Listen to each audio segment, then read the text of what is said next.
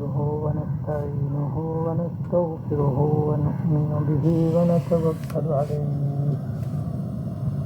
ونعوذ بالله من شرور أنفسنا ومن سيئات أعمالنا من يهده الله فلا مضل له ومن يضلله فلا هادي له وأشهد أن لا إله إلا الله وحده لا شريك له وأشهد أن سيدنا ونبينا ومولانا محمدا عبده ورسوله صلى الله تعالى عليه وعلى آله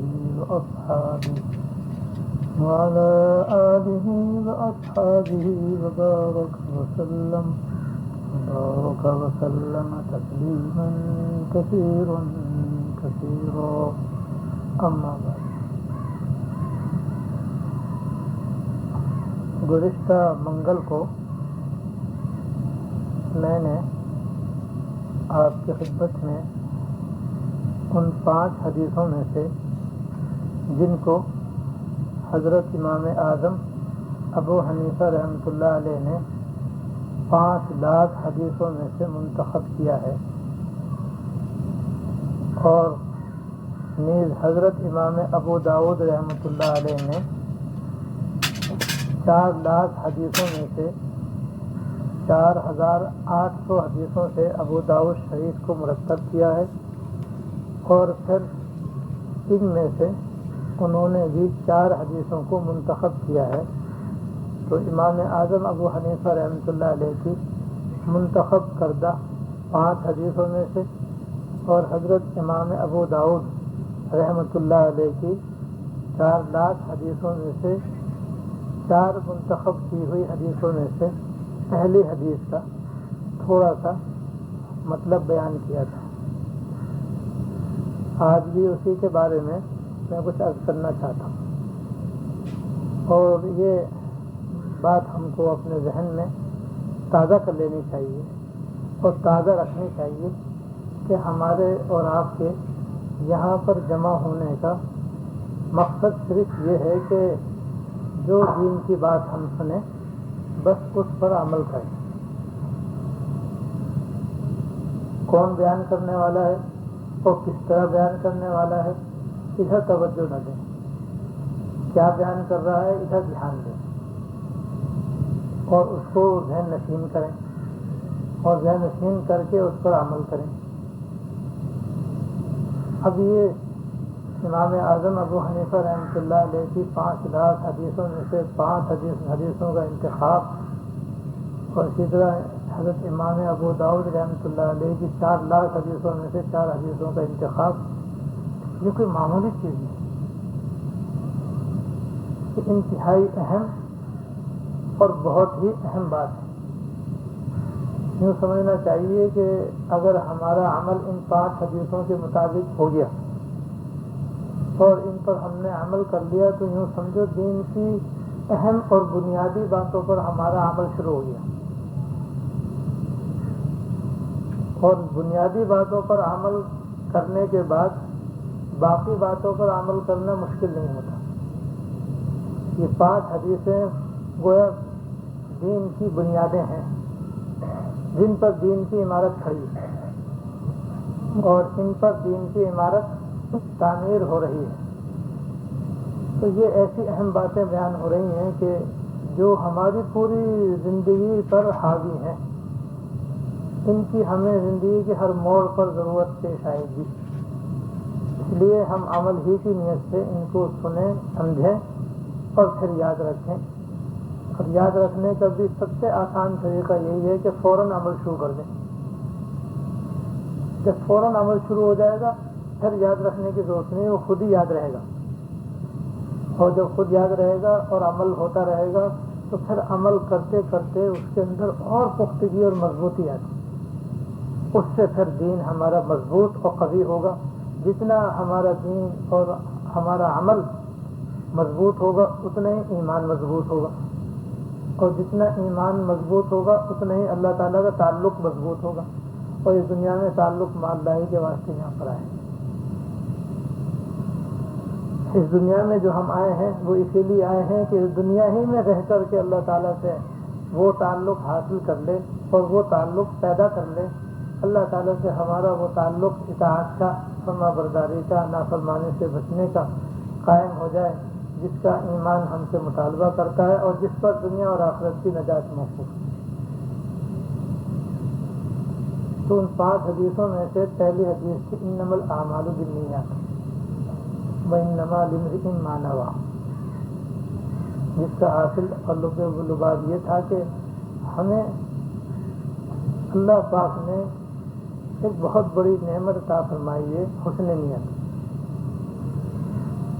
جس کی ہمیں ہر نیک عمل میں ضرورت ہے، ہر جائز اور مباح عمل کے اندر ضرورت ہے.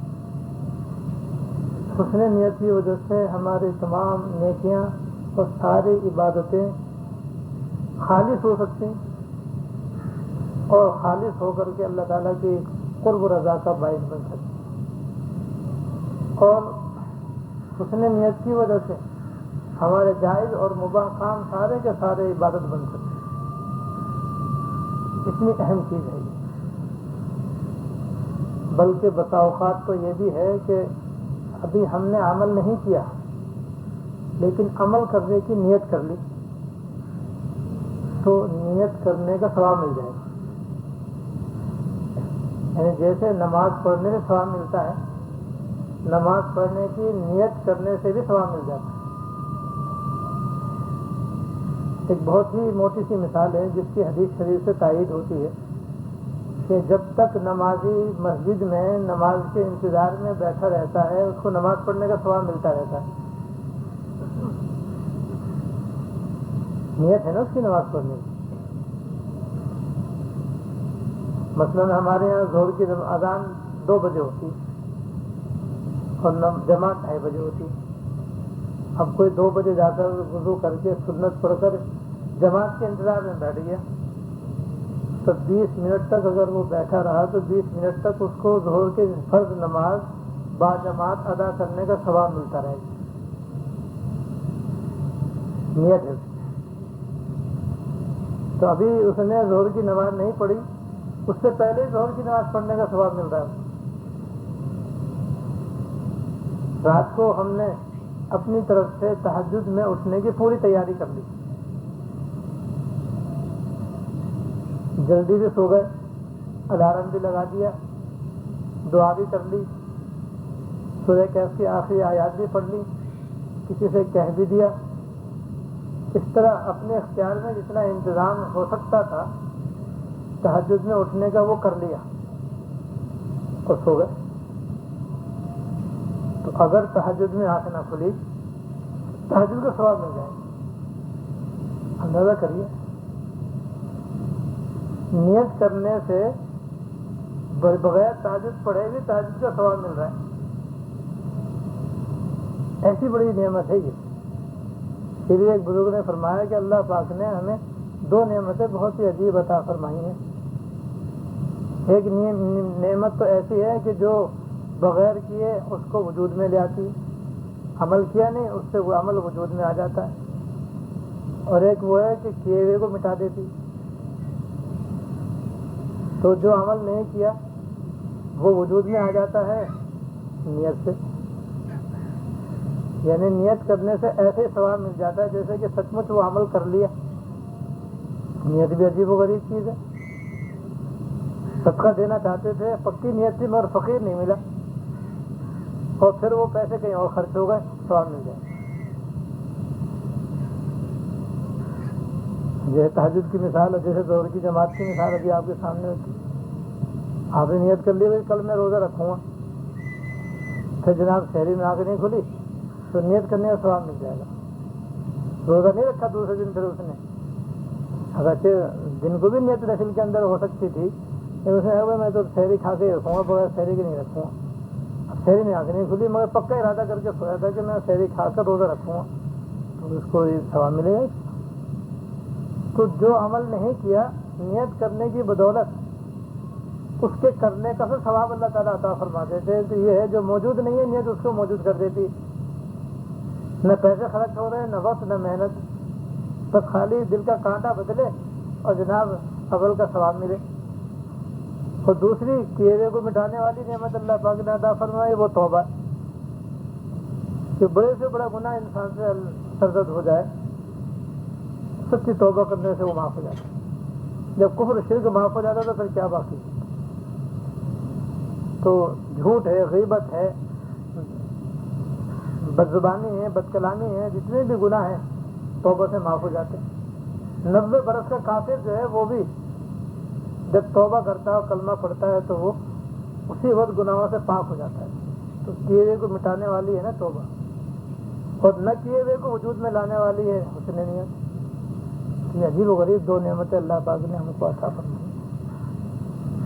آج اس کا بڑا فقدان ہے. یاد رکھیے کہ کوئی انسان عمل کرے، چاہے وہ عبادات میں سے ہو، چاہے معاملات میں سے ہو، چاہے معاشرت میں سے ہو، چاہے اخلاقیات سے اس کا تعلق ہو، اور پھر وہ اس عمل کو خالص اللہ کے لیے کرے، ایسے آدمی بہت کم ہیں.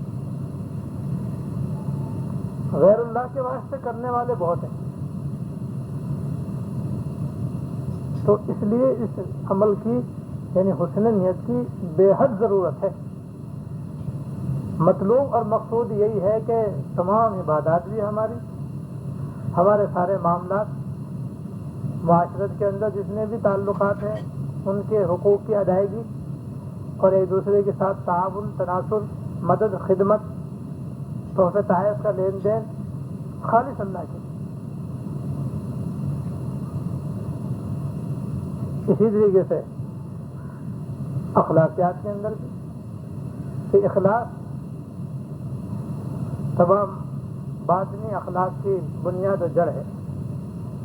اگر آدمی تواضع اختیار کر رہا ہے اس لیے کہ تاکہ لوگ مجھے متواضع کہیں، اچھے اخلاق سے اس لیے پیش آ رہا ہے تاکہ لوگ مجھے خلیق اور بہت ہی اچھے اخلاق کے نام سے مجھ کو یاد کریں، خدمت کر رہا ہے لوگوں کی تاکہ مجھے لوگ کہیں کہ بھئی یہ تو بہت ہی خدمت گزار ہے، بڑا اچھا آدمی، بہت ہی زیادہ اللہ تعالیٰ کی نعمتوں پر شکر کرتا ہے تاکہ لوگ کہیں بھئی یہ تو بھئی مقام شکر پہ فائز ہے.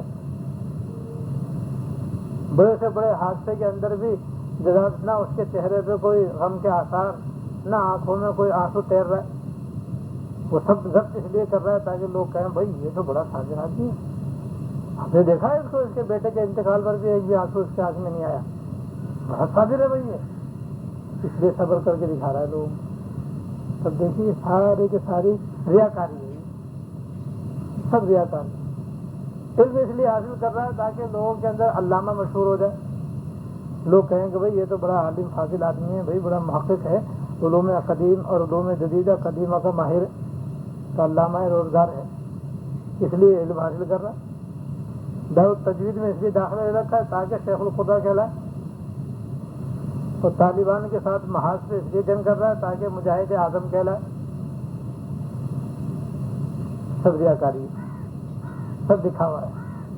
دن رات عبادت میں لگا رہتا ہے، رات میں اللہ اللہ کرتا رہتا ہے، لیکن جناب وہ اس لیے کر رہا ہے عبادت تاکہ پیسہ واپسی نہیں،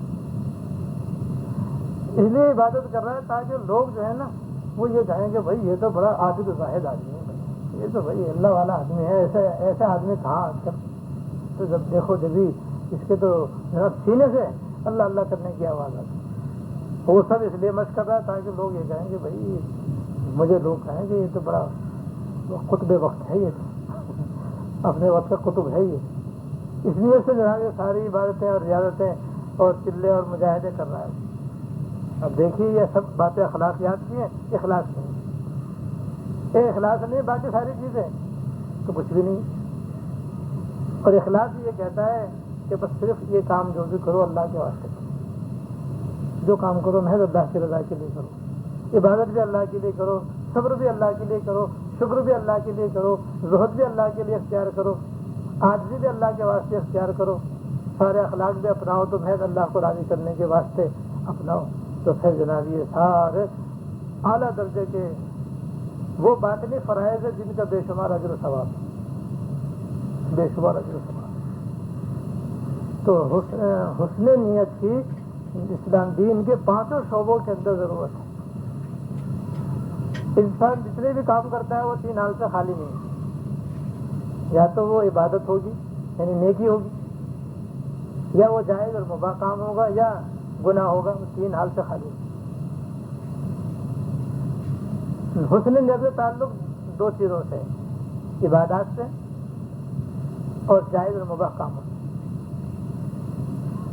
جتنے بھی عبادتیں ہیں وہ ساری حسن نیت سے خالص اللہ کے لیے ہو جاتی ہیں، اور جب اللہ کے لیے ہوگی تو پھر وہ ہمارے لیے اللہ تعالیٰ کی رضا کا باعث بنے گی، آخرت میں اجر و ثواب فلاح کا باعث بنے گی۔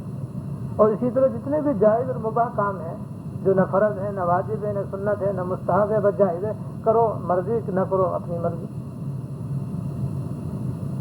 نہ کرنے میں ثواب نہ چھوڑنے میں کوئی گناہ۔ ایسے کاموں کو جائز و مباح کہتے ہیں۔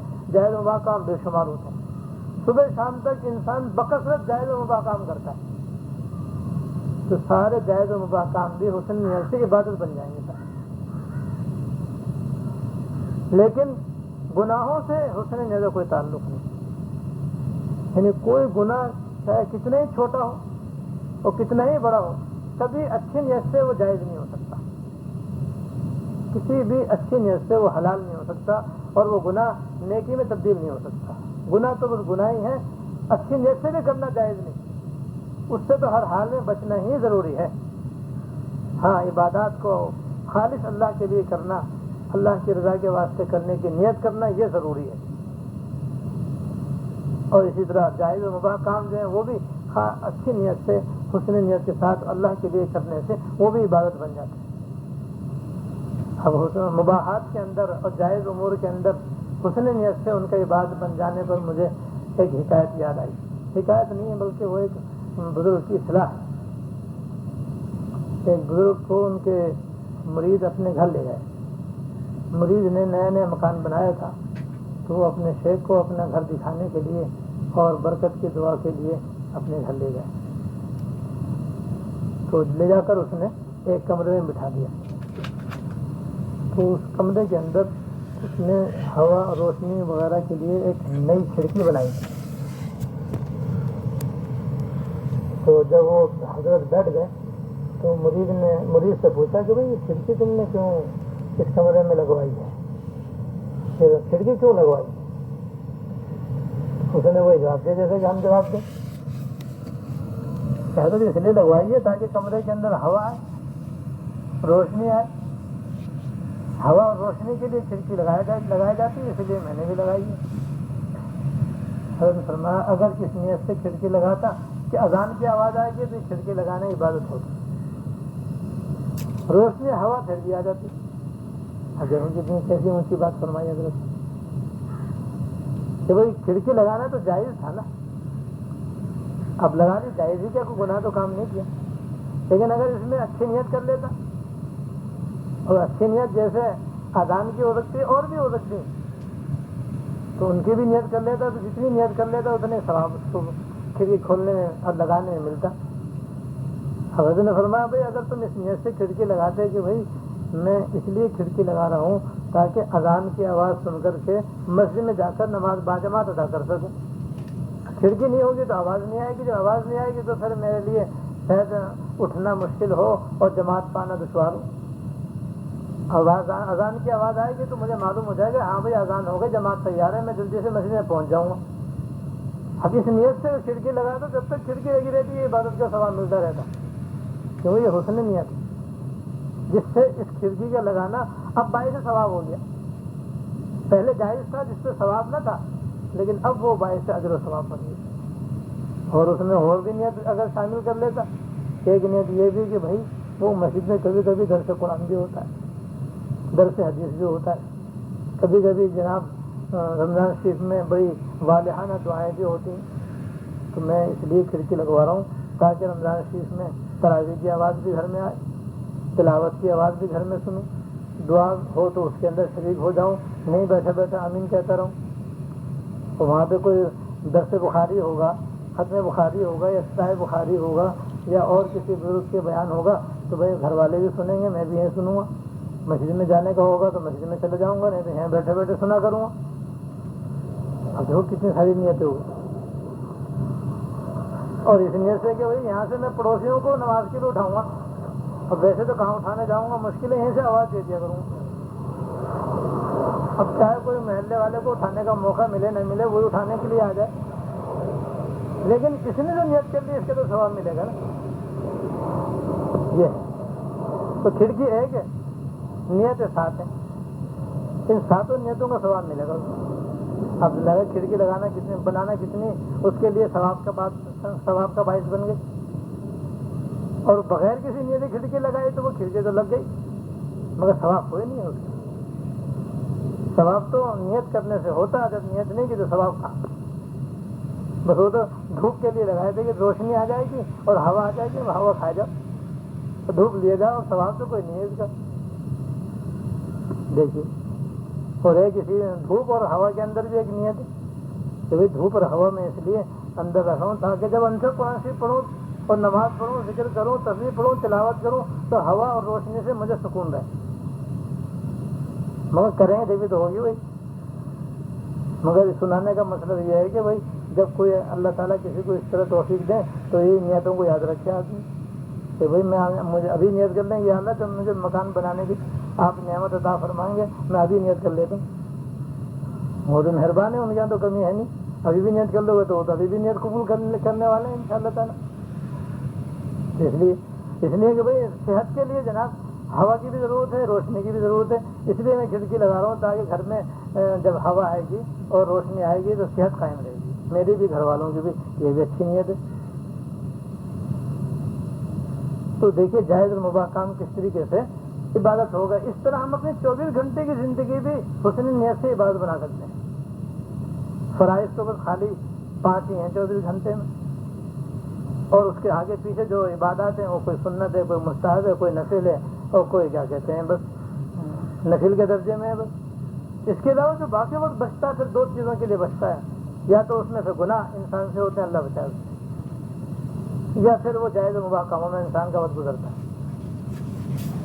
بھائی کمانا بھی اس کے حضرت درجات ہیں، اس میں ایک درجہ جائز و مباح کا بھی ہے، اس میں ملازمت بھی آ گئی، زراعت بھی آ گئی، ملازمت بھی آ گئی اور تجارت بھی آ گئی۔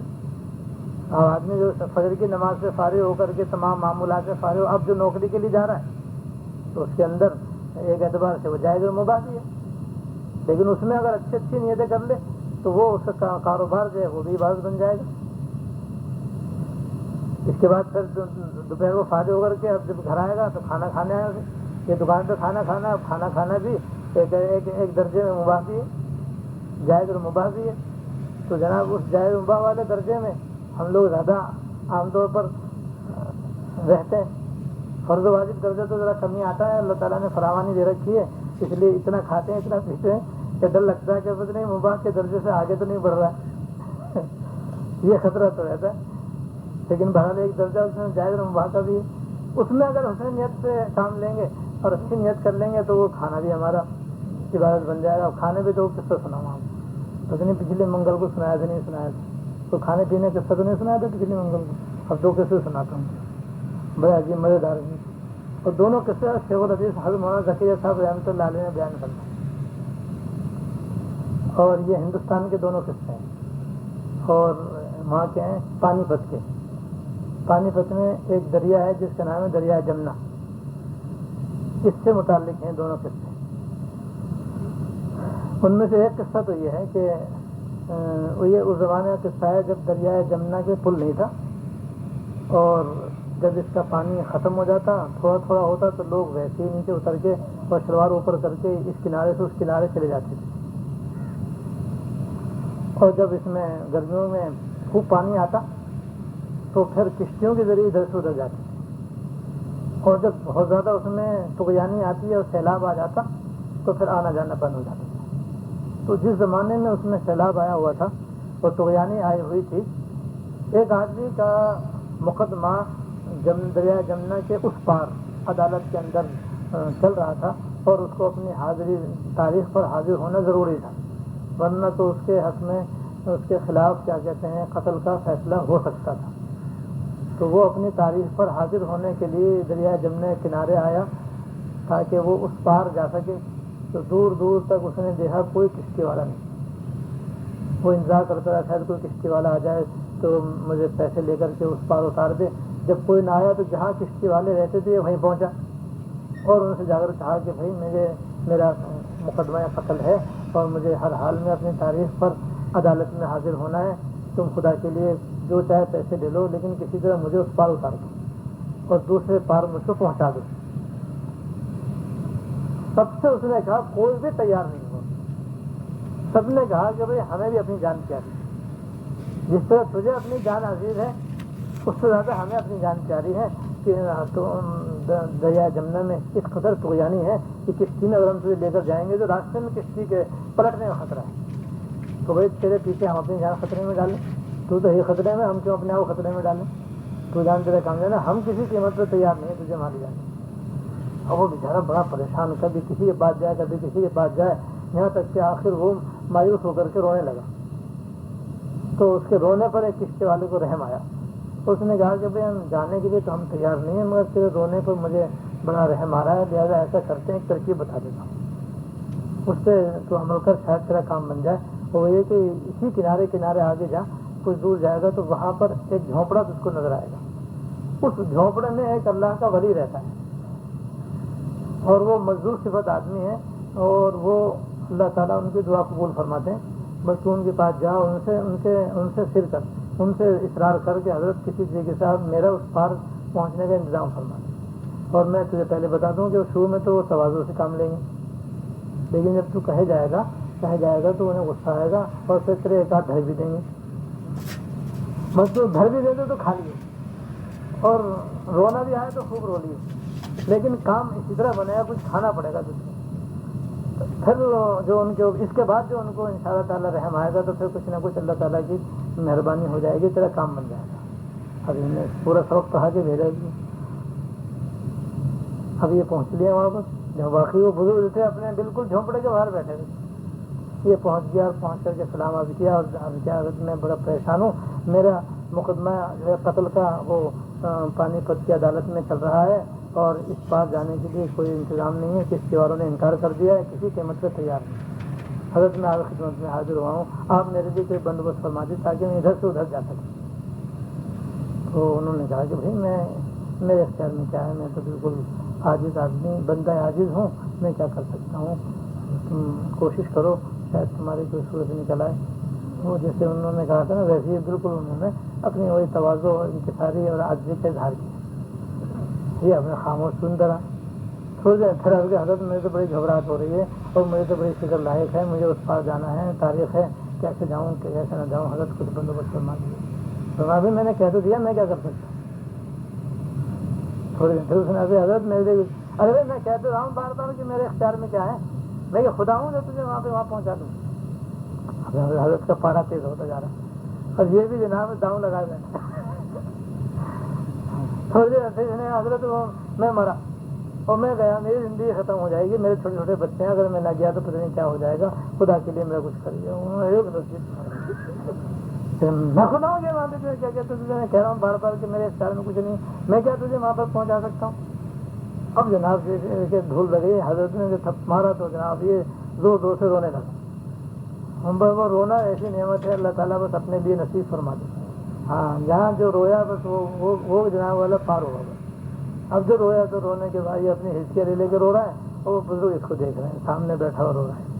تو بس وہ رونے پہ رحم آ گیا اور جب دیکھا کہ بہت رو رہا ہے, اچھا جا دریا جمنا سے میرا سلام کہیو اور یہ کہیو جا کر کے کہ جنہوں نے آج تک نہ کھانا کھایا نہ پانی پیا نہ کبھی اپنی بیوی کے پاس گئے, اس نے کہا مجھے راستہ دے. بس سنتے جناب والا یہ چلا کہ وہ اب تو آرڈر مل گیا. سیدھا دریا جمنا کے پاس پہنچا اور اس کو سلام کیا کہ حضرت نے سلام کہا ہے اور یہ کہا ہے کہ جن بزرگوں نے آج تک کبھی کھانا نہیں کھایا, پانی نہیں پیا اور کبھی بیوی کے پاس نہیں گئے, انہوں نے کہا ہے مجھے راستہ دے. جناب جیسے اس نے کہا فوراً دریا جمنا کا پانی جو آ رہا تھا وہ رک گیا, جو جا رہا تھا وہ چلا گیا اور بالکل زمین اس کی صاف نظر آنے لگی. اور یہ بسم اللہ پڑھ کے نیچے سے نکلا اور اس کنارے سے اس پار نکل گیا.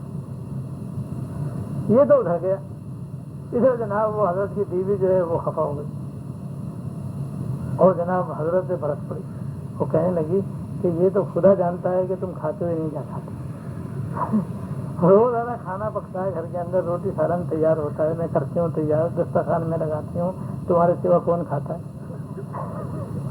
پانی روزانہ کیا کہتے ہیں ٹھنڈا ٹھنڈا کون پیتا ہے؟ یہ تو تم جانو کہ تمہارا خدا جانے, یہ تو میں کسی. مگر یہ بتاؤ یہ 1 درجن بچے کس کے ہیں؟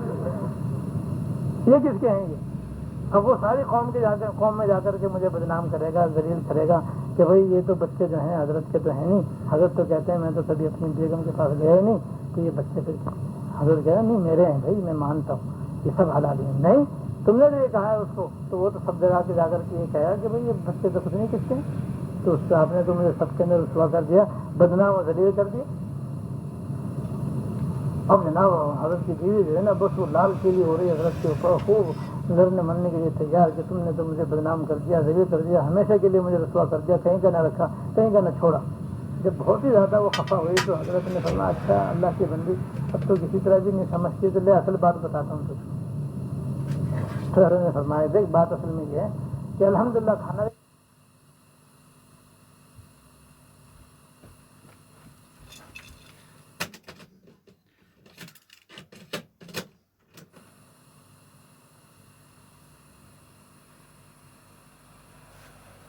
اس لیے میں نے کہا تھا کہ جب وہ اللہ کے لیے کھانا تھا, اللہ کے لیے پینا تھا, اللہ کے لیے چڑھا ادا کرنا تھا, تو میرا کہاں تھا؟ پھر وہ کھانا پینا اور بیوی کے پاس جانا میرے لیے تو نہیں تھا. تو میں نے یہ تو کہا تھا کہ جس نے کھانا نہیں کھایا یعنی لنفسہ, پانی نہیں پیا یعنی لنفسہ, بیوی کے پاس نہیں گیا یعنی لنفسہ. میں نے تو یہی کہا تھا جو کچھ کرتا ہوں یا جو کچھ کیا ہے بس وہ اللہ کے لیے. تب جناب ان کا غصہ ٹھنڈا ہوا. مگر ان کا یہ عمل اتنا مقبول تھا کہ دیکھیں اللہ پاک نے اس کی بدولت دریا جمنا کا پانی روک. تو ایک دو اخلاص لفظی ہوتا ہے, وہ لفظی تو تھوڑی دیر میں ہو جاتا ہے آدمی کو. ایک ہوتا ہے اخلاص کا مقام, وہ جب حاصل ہوتا ہے جب آدمی اس نیت کو کرتے کرتے کرتے کرتے ایسا پختہ ہو جاتا ہے کہ پھر جب وہ نیت کرتا ہے تو دل کی گہرائی سے کرتا ہے, اور ایسی دل کی گہرائی سے کرتا ہے کہ غیر اللہ کا اس میں وسوسہ بھی نہیں آتا. بس جب انسان کی یہ عادت بن جاتی ہے تو پھر اس کو مقام اخلاص حاصل ہو جاتا ہے, اور پھر بعض مرتبہ اس کے توفیل اللہ تعالیٰ ایسی کرامتیں ظاہر فرماتے ہیں. تو دیکھیے کھانا پینا اور نکاح کرنا یہ اپنے لیے بھی ہو سکتا ہے, اللہ کے واسطے بھی ہو سکتا ہے. اللہ کے لیے کیا تو یہ سب عبادت بن گیا. ہم بھی اگر چاہیں تو اپنے کھانے کے پینے کو اللہ کے واسطے کر سکتے ہیں, اللہ کی رضا کی اس میں نیت کر سکتے ہیں. نکاح بھی اللہ کے واسطے ہو سکتا ہے, اگر پہلے اللہ کے لیے نیت کیا ہے تو اب بھی نیت ہو سکتی ہے, اس میں کیا حرج ہے؟ اب بھی نیت کو خالص کیا جا سکتا ہے. اور نیت تو نماز کے بیچ میں بھی صحیح ہو سکتی, سلام پھیرتے پھیرتے بھی ہو سکتی, کہیں بھی صحیح کر لیں گے وہیں سے صحیح شروع ہو جائے گی, مگر کر سکتے ہیں ہم. دیکھیے تو انہوں نے دیکھو ان بزرگ نے نہ جانے کب سے اپنا یہ معمول بنایا ہوا تھا کہ نہ کھانا اپنے لیے, نہ پینا اپنے لیے, نہ بیوی کا حق ادا کرنا اپنے لیے. تینوں کام وہ اللہ کے لیے کرتے تھے. وہ اللہ تعالیٰ کے ایسے مقبول ہوئے کہ اس سے اللہ پاک نے اس کی مشکل حل کر دی. ایسی ایک قصہ اور بھی اسی کے ساتھ ہی حضرت نے وہی بیان فرمایا. وہ یہ ہے کہ اس دریائے جمنا ہی کے دونوں طرف دو بزرگ رہتے تھے, ایک اس پار ایک اس پار. دونوں میں دوستی تھی. کبھی کبھی دونوں ایک دوسرے سے ملنے کے لیے بھی جاتے تھے, اور کبھی کبھی ایک دوسرے کو اللہ کے لیے تحفے تحائف بھی دیا کرتے تھے. تو ایک مرتبہ ادھر کے جو بزرگ ہیں ان کے یہاں کوئی کھانا اچھے قسم کا تیار ہوا, تو انہوں نے اپنے ایک معتقد سے کہا کہ بھئی یہ کھانا ہے, یہ ہمارے ایک دوست اس پار رہتے ہیں, تم یہ کھانا ان کو پہنچا دو ہماری طرف سے. حضرت وہ پہنچا تو دوں, لیکن دریائے جمنا میں طغیانی آئی ہوئی ہے, نہ پل ہے نہ کشتی ہے, جاؤں کیسے؟ اچھا وہی ایسا کرنا کہ تم دریائے جمنا کو ہمارا سلام کہنا, اور یہ کہنا کہ جن بزرگوں نے آج تک کبھی کھانا نہیں کھایا اور پانی نہیں پیا, انہوں نے کہا ہے کہ مجھے راستہ دے دیا. گیا اور جا کر کے اس نے یہی سلام اور پیام پہنچایا, اور جناب دریائے جمنا نے راستہ دے دیا. ابھی جناب اس پار نکلا, اور نکل کر کے دوسرے بزرگ سے وہ بھی اپنے جھونپڑے کے باہر, ایسا لگ رہا ہے جیسے منتظر بیٹھے ہو. یہ فوراً ان کی خدمت میں پہنچا, سلام عرض کیا کہ حضرت وہ فلاں بزرگ نے یہ ہدیہ بھیجا ہے سلام کا ہے. انہوں نے سلام دیا. انہوں نے کہا بھائی لاؤ بھائی میں تو کئی دن سے فاقے میں ہوں اور میں آج ہی کرا تھا کھانا کھانے کو تو اچھا ہوا میرے بھائی نے کھانا بھیج دیا. اب جناب انہوں نے کہا بھائی ایسا ہے کہ خالی کرنے کا تو وقت ہے نہیں, میں اسی میں کھا کے فارغ کر کے پھر تمہیں برتن بھی دے دوں, یہ بھی ساتھ ہی لے جانا تو نہیں پہنچانے کا مسئلہ رہے گا. سبحان اللہ. انہوں نے سامنے ہی کہتے ہیں میرے سامنے ہاتھ دھوئے اور جناب کھانا کھایا اور برتن صاف کیا اور پھر جناب پانی پیا اور پھر جناب انہوں نے میرے برتن حوالے کیا. تو میں نے کہا تھا تو وہ آ تو گیا تھا, اب جانے کا مطلب ہے آ تو گیا تھا, اب جاؤں کیسے؟ کیا بات ہے حضرت, وہ آپ کو تو پتہ ہے آج کل تو دریا جمنا میں سخت پریانی آئی ہوئی ہے, سیلاب کے آثار ہیں, نہ کشتی والے, اب میں جاؤں کیسے؟ کہاں ہے کیسے تھے؟ حضرت وہ آپ کے دوست نے یہ کہا تھا کہ سلام کہہ دینا اور یہ کہہ دینا کہ جنہوں نے آج تک کھایا بھی نہیں پیا نہیں یا جمنا راستہ دے دے. بھائی یہی میری طرف سے کہہ دیا اللہ میرا بھی سلام کہہ دو, کہتی جنہوں نے آج تک کھایا نہیں کھایا پانی نہیں پیا راستہ دے دے. اب میں ہکا بکا رہ گیا تو اتنا سارا کھانا میرے سامنے کھانا پانی پیا ہے اور پھر جناب یوں کہہ رہے ہیں کہ یوں کہتی ہے سلام کر کے کہ جنہوں نے نہیں کھایا آج تک کھانا اور پانی نہیں پیا جب میں راستہ دے دیا. میں نے تو جانا تھا بھائی, میں نے کہا یہ تو بعد میں پوچھوں گا کہ کیا حقیقت ہے اس کی, کیا مسئلہ ہے, لیکن مجھے تو بڑا ٹمبا سا لگا. لیکن میں نے کہا بھائی واپس چلو بھائی گھر کسی طرح, کہیں ایسا نہ ہو گڑبڑ ہو جائے.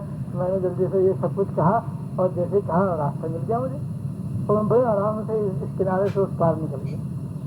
اب سارے راستے میرے ذہن نکل کر پھر مجھے اور زیادہ چکر آیا کہ بھائی یہ کیا ماجرا ہے. حضرت سے حضرت نے کھانا بھیجا, ادھر سے حضرت کے یار نے کھانا کھایا اور جناب انہوں نے یہ کہا کہ جمنا راستہ دے دے, جس نے نہ کھایا نہ پیا. انہوں نے بھی میرے سامنے کھایا اور پھر یہ کہا کہ بھائی جمنا سے کہنا کہ جس نے آج تک کھانا نہیں کھایا پانی نہیں پیا راستہ دے دے. وہ جمنا بھی عجیب و غریب ہے, وہ جناب وہ بھی کہنا مان رہی ہے. اب کیا پتا کیا معاملہ ہے. خیر انہوں نے جب برتن پہنچانے کے لیے گئے تو کہا حضرت میں چکر تو لگا کے آئی بغیر کشتی کے اور بغیر پل کے, میں ادھر سے ادھر حاضر تو ہو گیا, مگر بڑا میرے ذہن کے اندر ایک بوجھ ہے اور اسکال ہے کہ حضرت ویسے تو میں نے تو خیر آپ کو کھاتے پیتے دیکھا نہیں ہے, یہ آپ سے تو میں زیادہ نہیں, مگر آپ کے دوست کو تو میں اپنے سامنے میرے سامنے انہوں نے کھانا کھایا پانی پیا اور پھر حضرت انہوں نے یہ کہا کہ جمنا راستہ دے دے جنہوں نے آج تک کھانا نہیں کھایا, جس نے آج تک پانی نہیں پیا. وہ جمنا بھی ایسی ہے کہ وہ بھی کہنا مان گئی. یار کیا قصہ ہے یہ, کھانا سامنے کھا رہے ہیں اور پھر کہہ رہے ہیں میں نے کھانا نہیں کھایا, یہ تو سفید جھوٹ لگ رہا ہے. حضرت نے فرمایا کہ بھائی بات یہ ہے کہ انہوں نے جو میں نے کہا میں نے بھی صحیح کہا اور انہوں نے جو کہا وہ بھی صحیح کہا. اور وہ یہ ہے کہ بھائی بات یہ کہ وہ جو ہمارے دوست تھے انہوں نے جو کھانا کھایا تھا وہ اپنے ذات کے لیے تھوڑی کھایا تھا, وہ تو اللہ کے لیے کھانا کھایا تھا. تو انہوں نے بھی یہ کہا تھا کہ جس نے کھانا نہیں کھایا پانی نہیں پیا, مطلب تھا کہ اپنے لیے نہیں کھایا اپنے لیے نہیں پیا. اور میں بھی بھائی جو کھانا کھاتا ہوں پانی پیتا ہوں تو اپنے لیے تھوڑی کھاتا پیتا ہوں. میرے بھی دل میں بھی بڑی خواہش ہوتی ہے ٹھنڈا پانی پیوں اور کھانا عمدہ سے عمدہ کھاؤں, مگر میں اپنے خواہش کو پورا کرنے کے لیے نہیں کھاتا ہوں, بس اللہ کی رضا کے لیے کھاتا ہوں, اللہ تعالیٰ خوشنودی کے لیے کھاتا ہوں. اس لیے کھانا کھاتا ہوں تاکہ کھانا کھا کے میرے جسم میں طاقت پیدا ہو تو میں گناہوں سے بچنے میں اس طاقت کو استعمال کروں. وہ طاقت میرے لیے گناہوں سے بچنے میں کام آئے اور اللہ تعالیٰ کے حقوق اور فرائض و واجبات کے ادا کرنے میں کام آئے. یہ بچوں کے جو حقوق ہیں اس کی ادائیگی میں کر سکوں. اگر میرے جسم میں طاقت نہ ہو تو میں کیسے ادا کر سکتا ہوں؟ میں تو خود ان کا محتاج ہو جاؤں, میں ان کی خدمت میں خود محتاج ہو جاؤں. تو میں ان کی خدمت کرنا چاہتا ہوں تو میں اس لیے کھاتا ہوں تاکہ اللہ تعالیٰ کے حقوق اور فرائض بھی ادا ہو سکیں اور جن کے حقوق و فرائض میرے ذمے بندوں کے واجب ہیں ان کی آسانی سے ادائیگی کر سکوں. یہی میرے دوست کا معمول ہے, یہی میرا معمول ہے. اس لیے انہیں کہنا بھی سچ, میرا کہنا بھی سچ. تو کھاتے ہم بھی اور کھانے نہ جانے کیا کھاتے ہم, لیکن جناب اس میں نیت کچھ نہیں ہوتی, یا پھر ہوتی ہے تو اپنی نفس کی خواہش کو مٹانا پیش نظر ہوتا ہے. بھوک لگ رہی ہے تو بھائی بھوک میں نفس کی خواہش مٹانا, اور یہ خواہش جائز ہے, کوئی گناہ تو نہیں, جائز ہے مگر کوئی ثواب نہیں ہے. اگر اس میں نیت کو بدل لیں اور اس میں یہ نیت کر لیں کہ اللہ میں کھانا جس میں ساری چیزیں آگے کھانی, پینا جس میں ساری چیزیں آگے پینے کی, چاہے ٹھنڈی ہو چاہے گرم, گرمی کی ہو سردی کی ہو, سادہ ہو برف کا ہو, سب آگے سے پینے, سارے مشروبات جو کہ حلال ہوں اور سارے کھانے جو کہ حلال ہوں سب اس کے اندر آ گئے. چاہے وہ ناشتہ ہو، چاہے دوپہر کھانا ہو، چاہے رات کا کھانا ہو، سب میں بس یہ نیت کر لیں یا اللہ بس اس لیے کھا رہا ہوں تاکہ فرائض و واجبات کی ادائیگی نہیں کر سکوں، تلاوت کر سکوں، ذکر کر سکوں، عبادت کر سکوں، یا اللہ اعتکاف کر سکوں، روزے رکھ سکوں، یا اللہ میرے جسم میں طاقت ہو تاکہ میں جہاد کر سکوں، جہاد کرنے کی نیت کر دوں کہ اللہ میں اس لیے کھانا کھا رہا ہوں تاکہ میرے جسم میں قوت آئے گی، میں جہاد کروں گا، یا اللہ تیرے راستے میں نکل کر کے لوگوں تک دین پہنچاؤں گا، یا اللہ میں دین سیکھوں گا اور سکھاؤں گا اور ساری زندگی اسی کے اندر گزاروں گا، اس لیے میں کھانا کھا رہا ہوں، یا اللہ میں اس لیے کھانا کھا رہا ہوں تاکہ میں اپنے ماں باپ کی خدمت کروں، اپنے بہن بھائیوں کے حقوق ادا کر سکوں، بے بچوں کے جو حقوق و فرائض میرے ذمہ میں ان کی ادائیگی کر سکوں، اس لیے کہ اگر میں بھوک سے نڈھال ہو جاؤں تو میں تو خود ہی دوسروں کا محتاج ہو جاؤں، میں کسی کی خدمت کر سکتا ہوں، اور یہ حقیقت ہے کہ آج کل کھاتے کھاتے بھی انسان گر رہا ہے، بغیر کھائے تو بالکل ہی لیٹ جائے گا، اس لیے کھانا ضروری ہے، ہاں اتنا نہ کھائے کہ پھر 10 لگ جائے، یہ اب جو ہے وہ اور مصیبت میں پڑا ہوا کہ جو کھایا تھا وہ بھی نہ لگا، جو لگا ہوا تھا وہ بھی نکل گیا، ایسی ہی غلطی نہ کرے آدمی، اتنا بھی زیادہ نہ کھائے اور بالکل بھوکا بھی نہ رہے، بس تھوڑا کھائے، درمیانہ کھائے کہ بس آرام سے صحت بنی رہے گا، صحت مند رہے آدمی، تو جناب اب دیکھیے کھانا اس کا عبادت بن جائے گا۔ اب کبھی کبھار تو صحیح کر لیتے ہیں نیت، ایک یہ ہے کہ انسان کو اس کی نیت کرنے کی عادت بن جائے، یہ مطلوب ہے اور مقصود ہے کہ جب بھی آدمی کھانا کھائے بس اس کو ایسی عادت پڑ گئی ہے کہ کھانا بعد میں کھائے گا، پہلے نیت کرے گا، اور اس کے لیے میں ایک آسان ترکیب آپ کو بتا دیتا ہوں کہ وہ ہر وقت وہ لمبی نیت کرنے کی ضرورت نہیں، نہیں تو جہاں کھانا کھانے بیٹھو گے کھانا ختم ہو جائے گا، نیت ختم نہیں ہونے کی، اس لیے ایک مرتبہ بیٹھ کر کے جتنی اچھی اچھی نیتیں ہو سکتی ہیں سب کر لو، اس کے بعد بس اجمالی نیت کافی ہے، ایک دفعہ نیت کر لو یا اللہ میں اب آج سے لے کر کے مرتے دم تک اب جتنے بھی میں کھانے کھاؤں گا اور جتنے بھی میں پانی پیوں گا، مشروبات پیوں گا، یا اللہ یہ بھی میری نیت، یہ بھی میری نیت، یہ بھی میری نیت، یہ بھی خود ہی سوچ کر اچھی اچھی نیتیں کر لو، بہت ساری نیتیں ہو سکتی ہیں، سوچنے سے خود ہی بخود ذہن میں آنی شروع ہو جائیں گی انشاءاللہ تعالیٰ، تو بس ایک دفعہ سب نیت کرنے کے بعد بس اب وہ نیت ہو گئی آپ کی، مرتے دم تک کی نیت ہو گئی، اب جب تک آپ اس نیت کو خود نہیں بدلیں گے یہ نیت قائم رہے گی، یہ بھی اللہ تعالیٰ کی مہربانی یاد رکھو بھائی، جیسے نماز کے اندر نیت کرتے ہیں تو کیا رکوع میں جا کر دوبارہ کرتے ہیں، کیا قومے کے اندر جا کر پھر دوبارہ نیت کرتے ہیں کہ ظہر کی 4 فرض پڑھتا ہوں، اور سجدے میں جا کر دوبارہ کرتے ہیں کہیں بھی نہیں، بس شروع میں ایک دفعہ نیت کر لی بس، اب آخر تک نیت بسرتے کہ نیت کو توڑے نہیں، بیچ میں توڑے گا تو وہ نیت ٹوٹے گی، اور نہیں سلام تک پہلی نیت کافی، تو جب 4 رکعت میں یہ نیت کافی ہو سکتی ہے تو جناب 400 سال کے لیے بھی نیت ہو سکتی ہے، لہٰذا آپ زندگی بھر کی نیت کر لیں بس، تو وہ ایک نیت کافی ہو جائے گی آپ کی، بس اب آگے جب بھی کھانے کی چیز آ جائے، پینے کی چیز آ جائے تو وہ اجمالی نیت کو اب دوبارہ کر لیں گے کہ اللہ وہ نیت تو کر رکھی ہے آپ کو معلوم ہی ہے، لیکن پھر میں استحضار کے ساتھ یا اللہ یہ کھانا بس آپ کے لیے ماں ان نیتوں یہ کر کھاتا ہوں، بس اب وہ اجمالی نیت جو ہے وہ کافی ہو جائے گی انشاءاللہ تعالیٰ، اس طریقے سے پھر جب حاضر بنے گی تو بس پھر سمجھو کہ اب جو کھانا ہے جو پینا ہے یہ سارا کا سارا عبادت بن جائے، ایسے لباس ہے، اب لباس کے اندر جتنی چاہے نیتیں کر لو، خوشبو لگانا ہے اس میں کتنی ساری نیتیں آدمی کر سکتا ہے، ایک بزرگ نے اس کے اندر بھی 4-5 نیتیں لکھی، تو خوشبو میں ایک نیت یہ ہو سکتی ہے اللہ آپ کی رضا کے لیے لگاتا ہوں،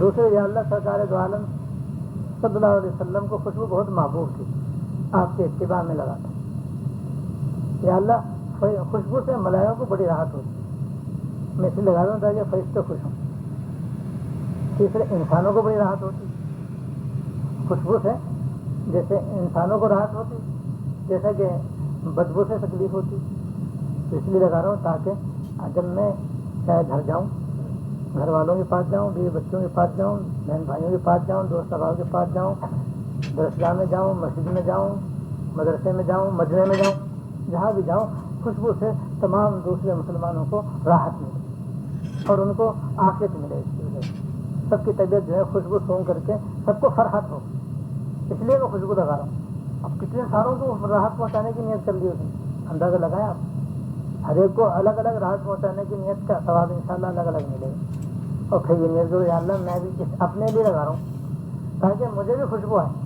اور خوشبو سے جناب طبیعت میں نشاط پیدا ہوتا ہے، فرحت پیدا ہوتی ہے، اور دماغ کی سستی اور کاہلی یا جناب وہ جو گھٹن ہوتی ہے نا طبیعت کے اندر وہ خوشبو لگانے سے دور ہو جائے.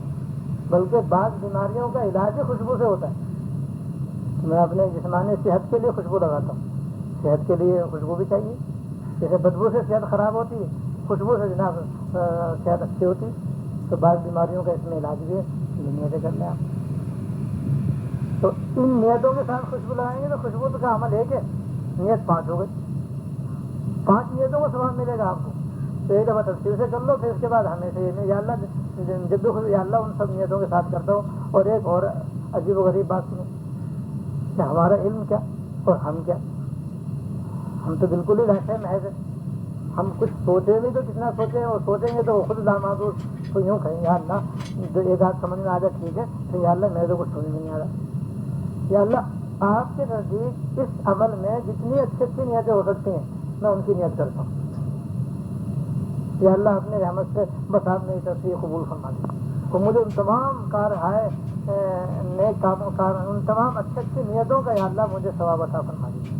یہی نماز میں کر لو, یہی روزے میں کر لو, یہی حج میں, یہی زکوٰۃ میں, یہی خیرات میں, یہی تسبیح میں, یہی تلاوت میں, یہی علم حاصل کرنے میں, یہی خوشبو لگانے میں, یہی کھانا کھانے میں, یہی پانی پینے میں, یہی سونے میں, یہی جاگنے میں, سب میں نیت کرتے رہو.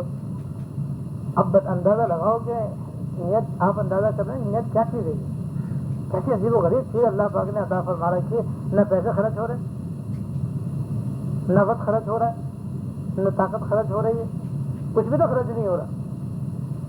اور مفت میں جناب اتنی ساری نیتیں ہو رہی ہیں, اور نیت کے ذریعے جناب عبادتیں بھی بہتر سے بہتر ہو رہی ہیں, اور جناب جائز کام بھی عبادت بنتے چلے جا رہے ہیں.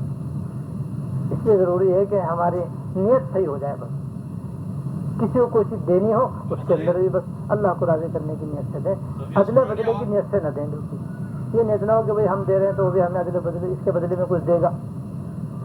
جو ہم نے دیا ہے بس اللہ کے لیے دیا.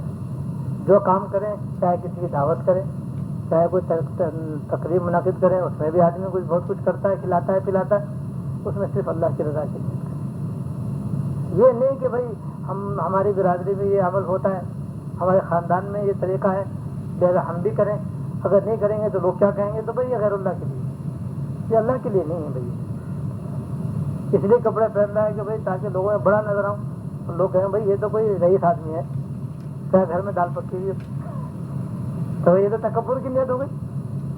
تو یہ کپڑا پہننا جناب ہے بدتر ہو جائے گا, بدترین کپڑا ہو جائے گا. اس کے بعد بدترین لباس ہے جو اس نیت سے پہنا جائے گا. اور پیون لگا ہوا صاف ستھرا کھدر کا کپڑا اس نے اس لیے پہن رکھا ہے تاکہ میں عاجز ہوں, میں اپنی شان مٹانے کے لیے پہن رہا ہوں, تاکہ میں بالکل عاجز رہوں اللہ تعالیٰ کے سامنے.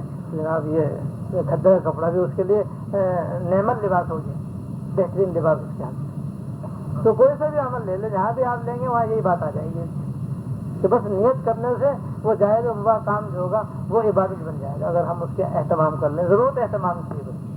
اور اس کا طریقہ یہ ہے کہ روزانہ سویرے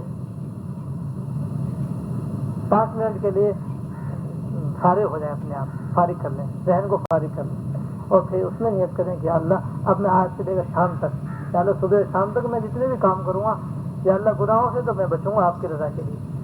سمجھ رہے ہیں آپ, جتنے بھی گناہ ہیں میں آپ کی رضا کے لیے ان سے بچوں گا, اور بچنے کی میں کوشش کروں گا. یا اللہ آپ میری مدد فرمانا, ان سے میں بچنے کی نیت کرتا ہوں.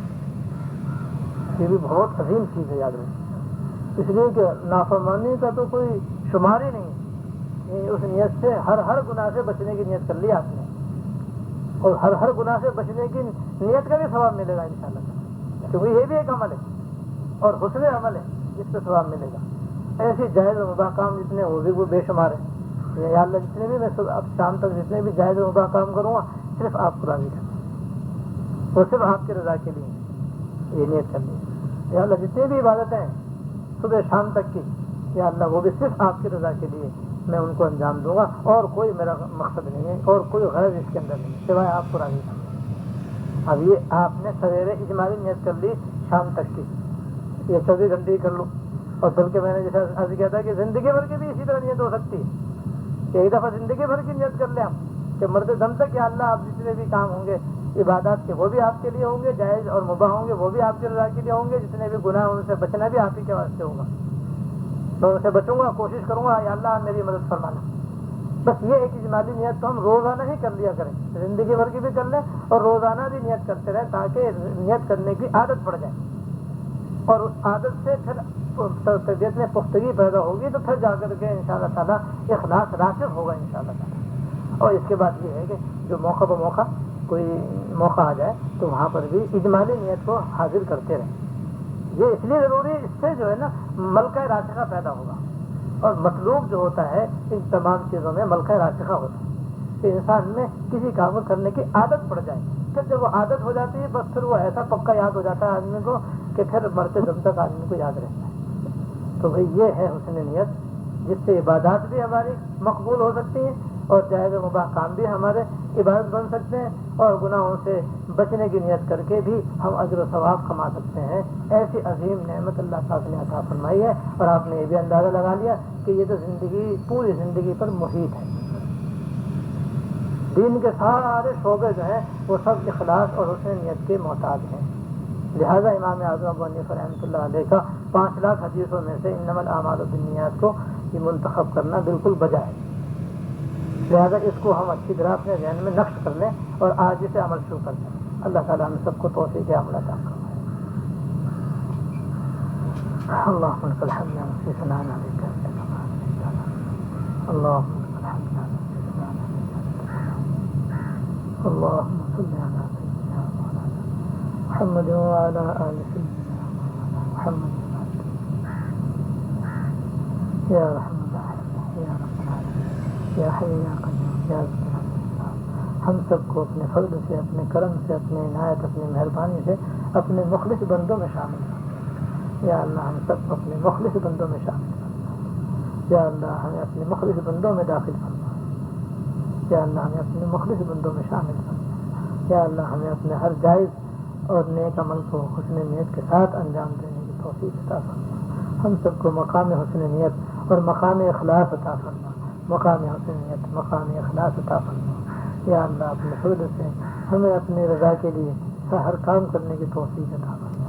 اپنی رضا کے خاطر ہر گناہ سے بچنے کی توفیق عطا فرما۔ ہم کو، ہمارے گھر والوں کو صحت و عافیت عطا فرما، صحت و عافیت عطا فرما، ہر خیر عطا فرما، ہر شر سے پناہ عطا فرما، اور اپنی مرضیات پر چلنے کی مکمل توفیق عطا فرما۔